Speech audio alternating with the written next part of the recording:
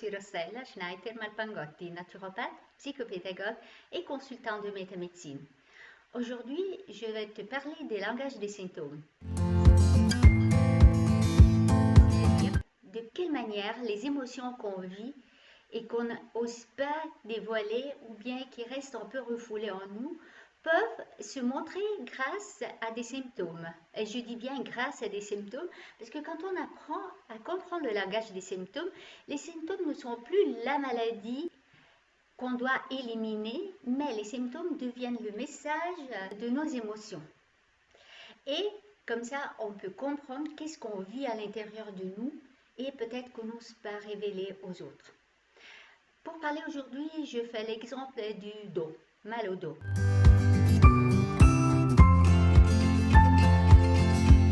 Plusieurs personnes souffrent de mal au dos et se posent la question pourquoi.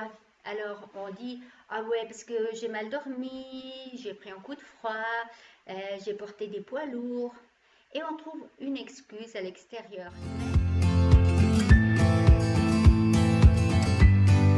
Les jours passent et le mal au dos reste là.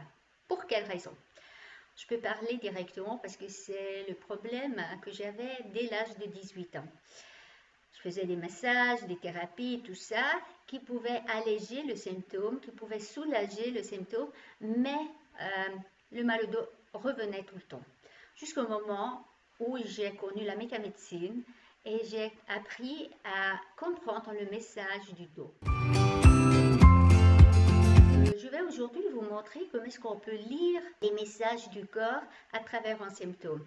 La première chose, c'est de voir quelle est la partie qui est affectée et quelle est la fonction de cette partie. Alors, si on prend le dos, la fonction du dos, c'est vraiment de nous donner une structure, de nous garder bien droit. C'est la structure du corps.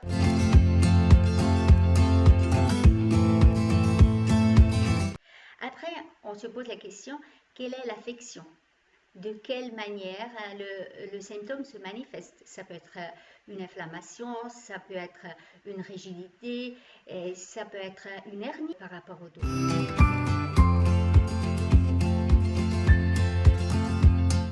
La manifestation est aussi un symbole de la signification émotionnelle qui est derrière. Alors, qu'est-ce qu'on fait avec le dos? C'est quoi la fonction du dos? C'est de soutenir, de porter. Alors, si on porte des poids, on va vite avoir mal au dos. Mais aussi si on porte des poids émotionnels. Si par exemple je me sens responsable d'une situation, d'une personne au travail, dans la famille, avec des amis, et moi j'ai l'impression que cela me pèse, alors le corps va manifester ce poids à travers des douleurs.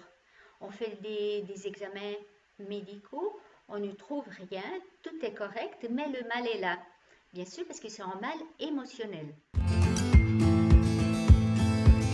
Si on regarde les différentes parties de la colonne vertébrale du dos, on a la partie plus en haut, les cervicales, et il faut voir qu'est-ce qu'on fait avec cette partie de la colonne vertébrale.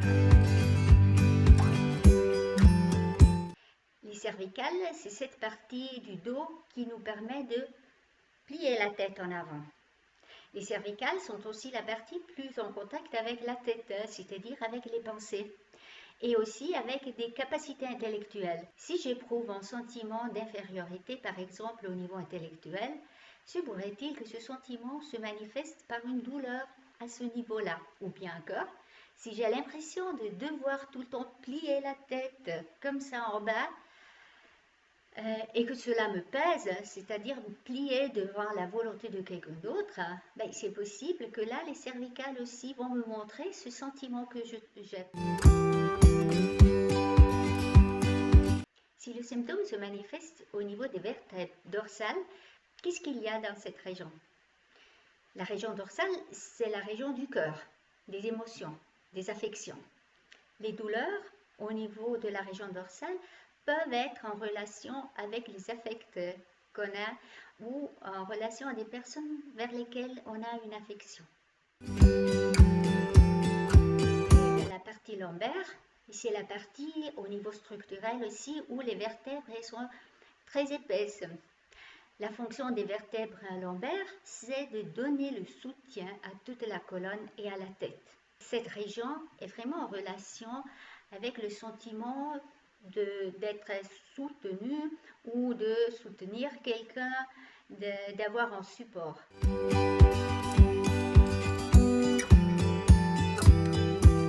À ce sujet, je peux vous faire un exemple. C'était un père de famille qui est venu me voir pour un massage parce qu'il avait douleur au lombaire.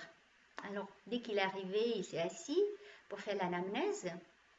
Et en ce moment-là, je lui pose la question, comment ça va, la famille, et il a commencé à parler de son sentiment de ne pas réussir à donner du soutien à sa femme et à sa fille qui passaient des moments difficiles de leur vie. Donc, en tant que père, que mari, il avait tellement envie de donner du soutien à ces femmes qu'il aimait beaucoup, mais il avait l'impression de ne pas réussir. Et là, on a commencé à parler.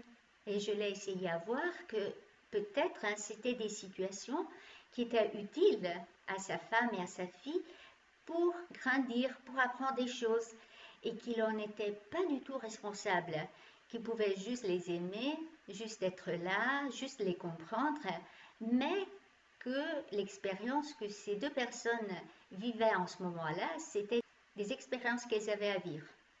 Bon, on a parlé comme ça 1 heure et après 1 heure, je dis, est-ce que tu veux faire un massage maintenant? Alors la personne s'est levée debout, elle a dit, tiens, j'ai plus mal. Alors le simple fait, comme il n'y avait pas vraiment une lésion au niveau physiologique, mais c'était juste le poids qu'il avait au niveau émotionnel, l'impression qu'il n'était pas capable de donner du soutien à ces personnes. Et le fait d'avoir regardé la situation d'une autre manière, ça lui a enlevé ce poids au niveau émotionnel et bien sûr, ça l'a enlevé aussi au niveau du physique.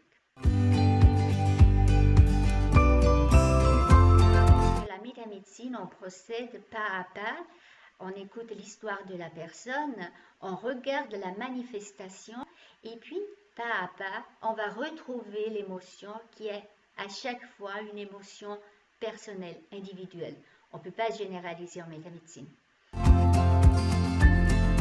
Claudia Rainville a écrit ce livre, Le Grand Dictionnaire de la métamédecine.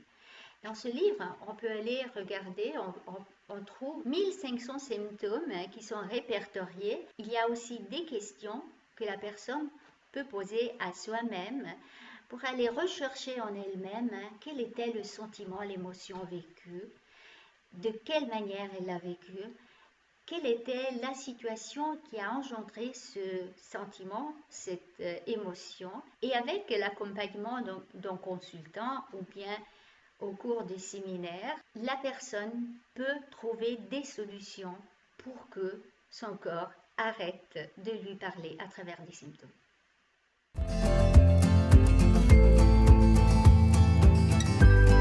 Je serai à Planète Zen le 29 février et le 1er mars pour une conférence, pour un atelier. Et dans cet atelier, on apprend comment utiliser le grand dictionnaire. On pourra aussi acheter ce grand dictionnaire à notre kiosque à Planète Zen. Et le fin semaine d'après, le 6, 7, 8 mars, il y aura aussi la possibilité de faire un séminaire de libération de la mémoire émotionnelle.